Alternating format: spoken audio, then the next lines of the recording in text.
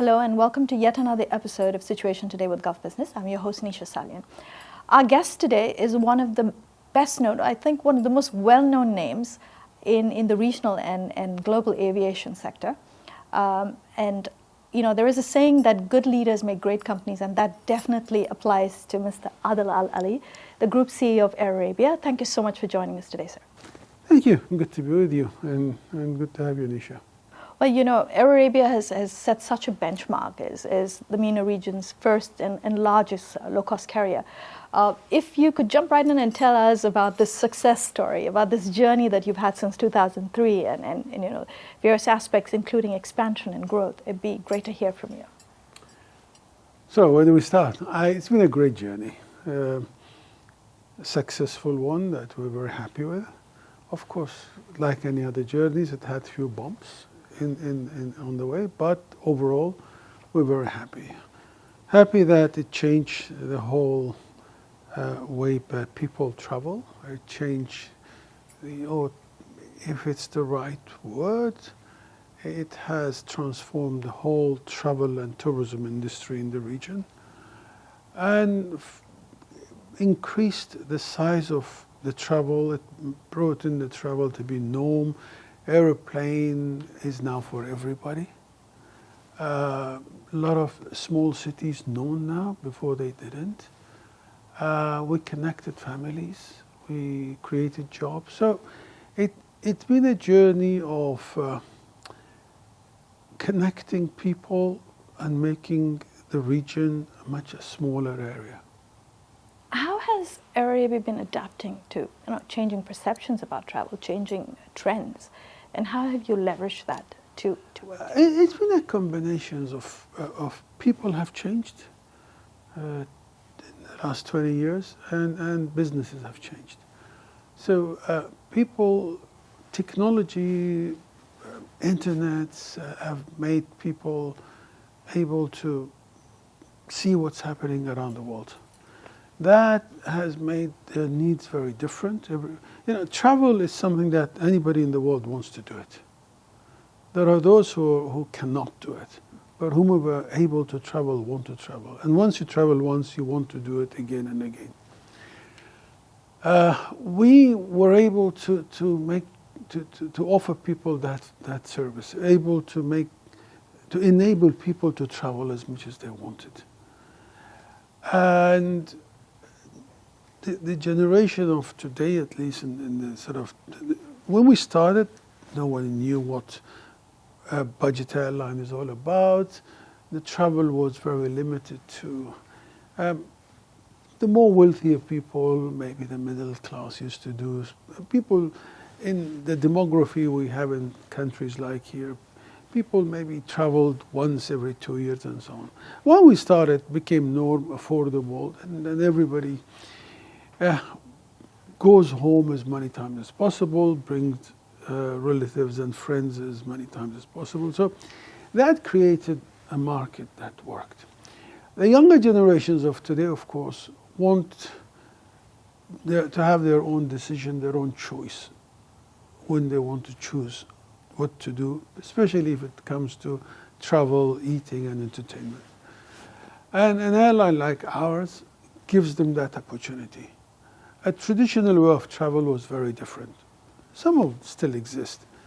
For us, we give you the choice of you choose what you want, and we can make it happen.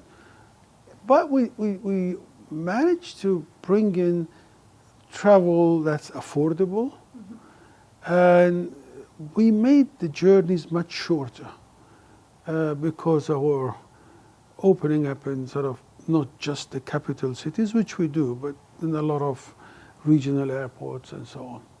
And that helped people to sort of understand the industry business. I think if you would have asked somebody 20 years ago about airplanes, about travel, they probably would have known very little. Throughout our journey, we made sure that podcast was not there 20 years ago, but through the media overall, made them understand that the travel industry, what it brings, not just to the traveler, but to the countries, to the economies, to the whole supply chains of life. And people sort of grew with us on that knowledge. And we find nowadays, of course, people tend to know about the whole aviation and tourism industry as much as we in the industry know. And because of that, the more you know, the more you want to use it and experience it. And we're seeing the people are growing with us in the same journey. What would you say, I would say 2 or 3 milestones that are key to the business that, are pivoting to becoming the success that it has today? Something that comes to your mind when I say 3 most important steps for... Bringing the different business model itself was obviously the major keystone. Because otherwise, the whole thing would have stayed as is. But by bringing in a new model, by bringing in a value airline, a value for money airline, what it meant is the entire industry in the region focused on the pricing and that it matters what people pay to travel. And therefore, it was affordable, more and more people traveled, not just with us, with all the airlines. I think the other part for us was the perception in the Western world was about that was a very successful, well-known business model. In this part of the world, initially people were a little bit apprehensive about what is low cost means. Is it bad product? Is it unsafe? And so on. So once we proved to people that actually safety of operation is the key success to this business, when people experience the product that we offer, that is the best economy class you probably can experience within the industry, the confidence built, and then we felt that would turn people on that it's what exactly needed: comfort, safe, and speed. And we've offered those 3. And I think that was sort of another area that, of course, going public was another milestone, that we were the first airline in the Arab world to go public. And the benefit of that was that a lot of our traveler became shareholder of the company.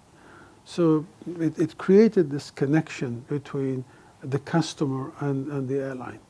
It doesn't matter how many shares you have, but you are an owner of this business that you're sitting on. So that was a good thing. Of course, the journey, as I said, had few bumps. We've had few bumps of geopolitical in the region, not the recent one, but previous ones as well, which made us much stronger.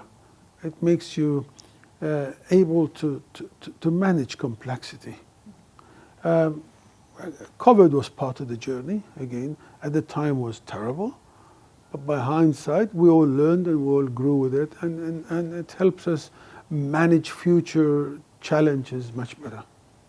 Well, where you talk about managing future challenges or opportunities, I think technology has come to play a very key role in improving what we offer customers in any sector, in aviation in particular. How has Air Arabia also sort of leveraged, whether it's data, whether it's AI, whether it's advanced aircraft, to offer that to its customers? I think technology is obviously a must, and in the aviation industry, it's transformed in a major way. There are a sort of number of areas. Operationally, and we'll talk about the customer side in a while, but operationally, it helped us a lot in having a better environmental. With technology helps you to manage and measure your fuel burn. Technology allowed for new engines to come into the industry, hence why we insist in using newer airplanes and more modern airplanes. So technology makes you fly much better. Of course, within the office and within the way we work, we're able to manage number of hubs from Morocco, our hub to Egypt, into Pakistan, into Abu Dhabi and Ras Al Khaimah, all from one central place. because the team is sitting here and managing the whole world, makes it much easier. Without technology, this wouldn't have been possible. From customer point of view, again, when we started back in 2003, we probably had 10-12% of our people booking online. And then similar percentage used to contact us through telephone, through the call center. The rest of them were used to use the traditional travel agency, go and get a ticket and come back. In fact, when we started the ticketless business, it was a strange thing for passengers to say, how can I turn up at the airport with no paper? Right? And some airport, the police used not to allow passengers to get into the airport without a piece of paper. Fast forward 20 years later, very different. Majority of our customer, we only see them when they enter the airplane. Before that, they just use technology to book. They do it through their own telephone. A call center has turned into a contact center where most of our customers contact us digitally. The team that used to answer telephone, now the different part of the team sitting, it's the speed that it comes into you and you need to respond to them. So technology has made that much easier for us and for the customer. We know now our customer through the technology, and the amount of information you can exchange with your customer and the speed of it helps. Without technology, we wouldn't have been able to do it. You can sit at home, order your meal, book your seat, do everything you want and just turn up at the airport. I think it's going to be part of us with the AI is a major leap, obviously, into the future. And the three things, it used to be two things the aviation you spent money on, fuel and airplanes. I think now technology is going to be the third item. You will have to continuously invest because it's changing all the time and you cannot afford not be part on the top of it. So it will be with us for a long time to come. I think, when you talked about fuel, we're talking about SAF, sustainable aviation fuel, also becoming important. So you do see technology playing a great role in almost every aspect across operations further. Absolutely, and this is where I said operationally, it allows us to measure it. It allows things to measure fuel, how much you burn and what do we do and how do we bring efficiency through using the technology. And there's a lot of work has been going on in that area. And it does help, brings in efficiency, saves money, and gives us a better environment. When we talk about and we think about Air Arabia, and then one of the things that stands out is the consistent growth and the expansion that we have seen, whether it's subsidiaries, fleet increasing, and or whether it's going to underserved destinations or secondary airports. What is the strategy that is driving this journey? Customers. We see the need and the demand. Our philosophy is what I said earlier: connect people, and that's whether it's people want to get together or whether it's want to enjoy life and go on holidays or whatever. People travel for all sorts of reasons, and on one aircraft you can have 20 different reasons for people sitting in there. Wherever we see demand, we expand. Wherever we see that there isn't sufficient connectivity, we do. And we increase frequency based on demand that it needs. So the strategy is, there are pockets of the world that still not being served properly. Few examples like that, if we go through the journey we had, pre-Air Arabia, all airlines used to go to key airports and the capital airports and so on. We started with saying, well, key airport needs to be served, and we did serve them, and we still do serve them. But how do we make the journey smoother and shorter is to go to people's home. So examples of that in Egypt, everybody used to go to Cairo. So we went to Alexandria and Upper Egypt, which helped us. In Pakistan, everybody was going to Karachi, so we opened other airports. CIS was very little known, and now we've got massive operation into Central Asia. And so on. The amount of, I mean, Morocco, we have got a hub. The key airport in Morocco used to be Casablanca. It still is. It's not the capital, it's the commercial capital of the country. But we operate out of 5 airports in Casablanca into Europe, and therefore makes people's journey much smoother. Here, I mean, we've put airplanes in Ras Al Khaimah to connect Ras Al Khaimah to a few places. We've got a base in Abu Dhabi, and our main hub is, of course, here in Sharjah. And so the strategy in this industry, you always need to make sure that what your customer wants, you do. We saw there is a demand into Poland recently.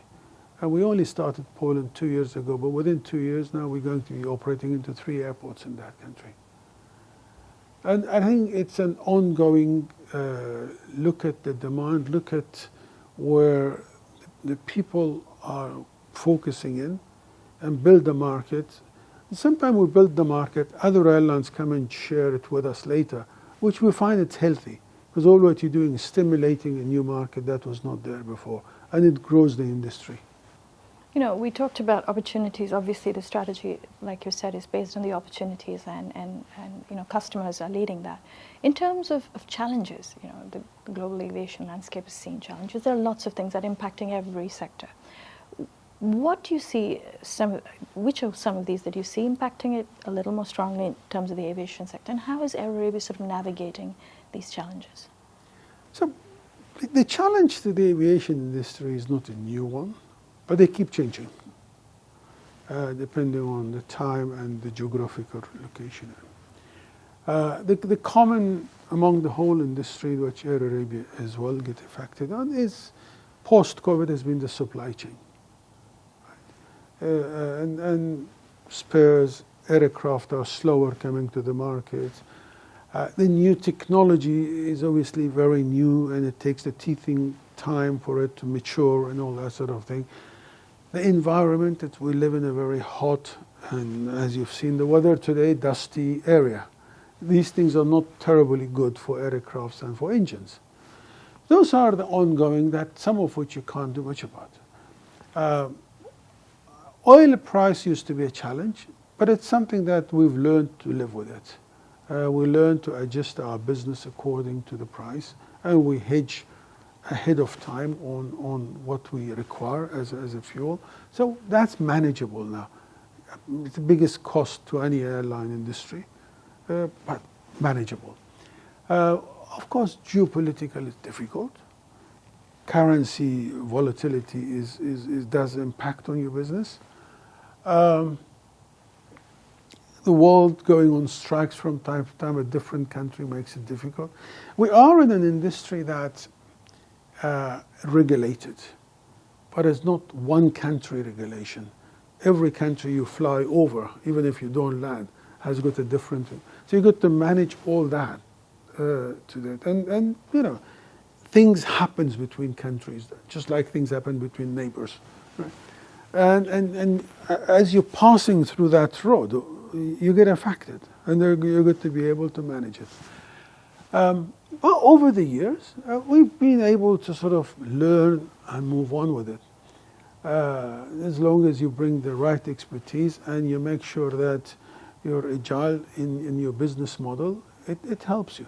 One of the things, the biggest challenge, of course, hit the industry was the COVID. But because of our business model that we've had, we were able to utilize our resources where COVID was not hit worse. So when it came, as you see, COVID came from Asia into us first. We moved quite a lot of resources into Morocco. It was open Morocco with Europe. And then when Morocco closed, we were able to bring them back here. But I think the challenges will never finish. And if you are in any business, you would just to accept it and move on with it and make sure you handle it in the best way possible. Well, that's key. I think resilience, agility, these are all very, very, very important sort of ways of solutions to dealing with challenges. You know, today airlines are no longer just modes of transportation. I think airlines sort of open up the regions they're in for business. They open up jobs. And part of what the GC is doing, you know, diversifying their economies, whether it's tourism. What are your thoughts on it? And I'm sure you agree, but if you could tell me a little more about it. And what role do you see Air Arabia playing in the various regions that it operates in as well?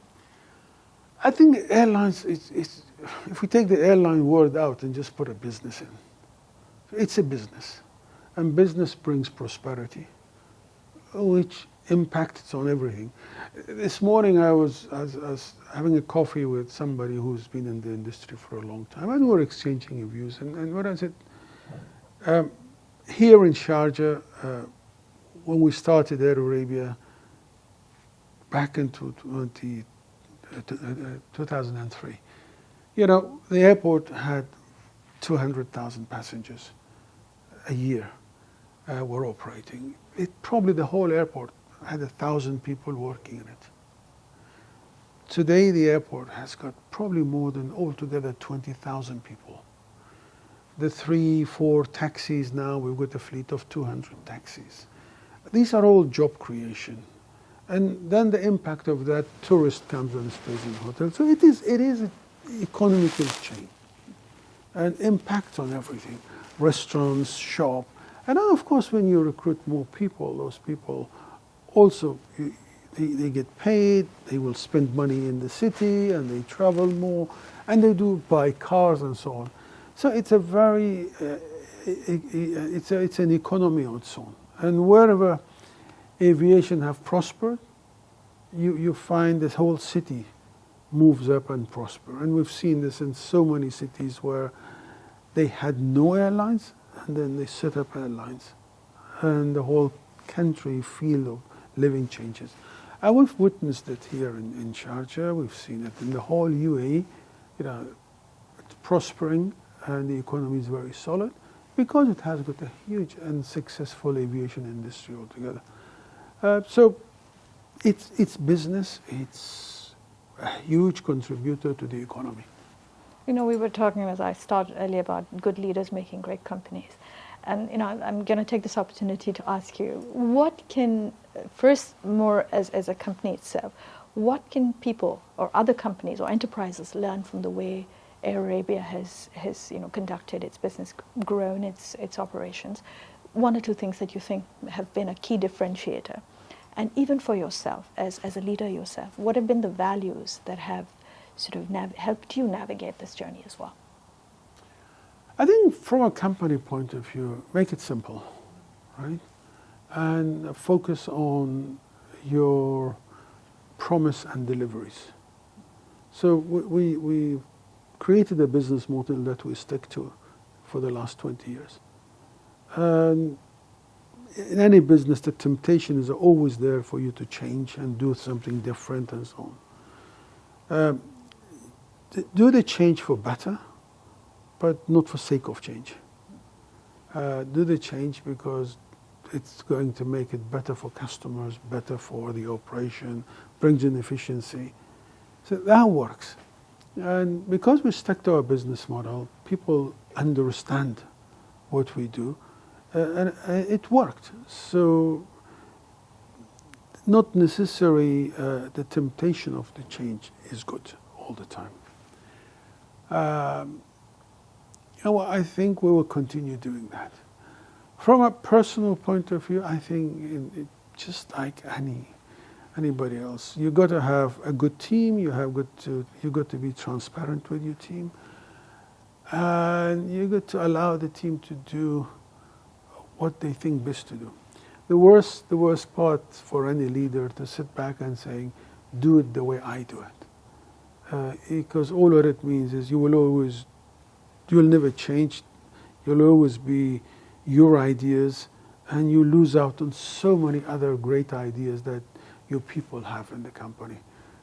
I know what I know, but I don't know what everybody else does.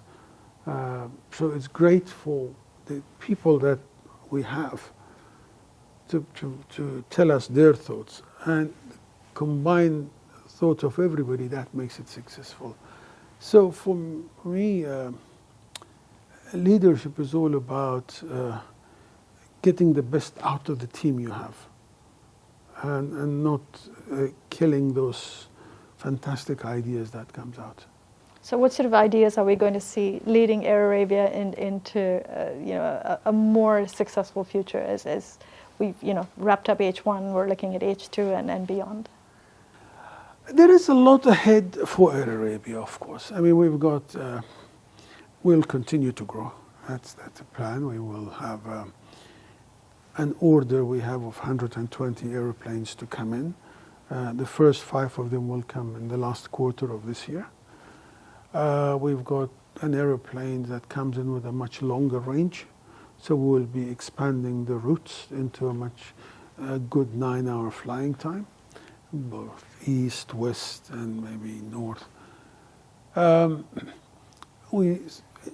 Technology will enable us to do better things as well.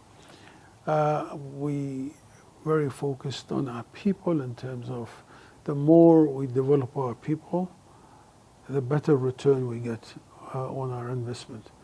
So we're spending a lot of time and effort on our L&Ds and the type of leadership we want in the organization.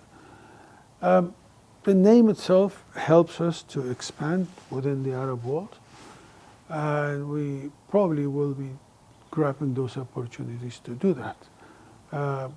Our aim is, it's been financially successful.